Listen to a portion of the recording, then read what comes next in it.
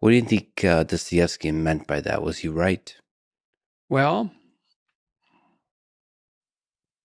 I guess it's the divine that saves the world, let's say. You could say that by definition. And then you might say, well, are there pointers to that which will save the world or that which eternally saves the world? And the answer to that, in all likelihood, is yes. And that's maybe truth and love and justice and the classical virtues, beauty, perhaps in some sense foremost among them. That's a difficult case to make, but definitely a pointer. Which direction is the arrow pointing? Well, the arrow is pointing up. And no, I think that which it points to is what beauty points to. It transcends beauty. It's more than beauty. And that speaks to the divine. It points to the divine. Yeah, and I would say again, by definition, because we could define the divine in some real sense. So one way of defining the divine is what is divine to you is your most fundamental axiom. And you might say, well, I don't have a fundamental axiom. Then I would say, that's fine, but then you're just confused because you have a bunch of contradictory axioms. And you might say, well, I have no axioms at all.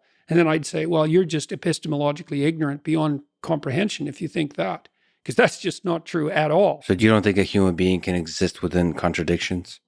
Well, yeah, we have to exist within contradiction, but when the contradictions make themselves manifest, say in confusion with regard to direction, then the consequence of that technically is anxiety and frustration and disappointment and all sorts of other negative emotions. But the cardinal negative emotion signifying multiple pathways forward is anxiety. It's an entropy signal.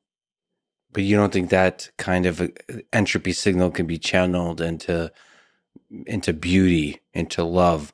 Why does beauty and love have to be clear, ordered, simple? Well, I would say it probably doesn't have to be, it can't be reduced to clarity and simplicity. Because when it's optimally structured, it's a balance between order and chaos, not order itself. If it's too ordered, if music is too ordered, it's not acceptable. It sounds like a drum machine. It's too repetitive. It's too predictable.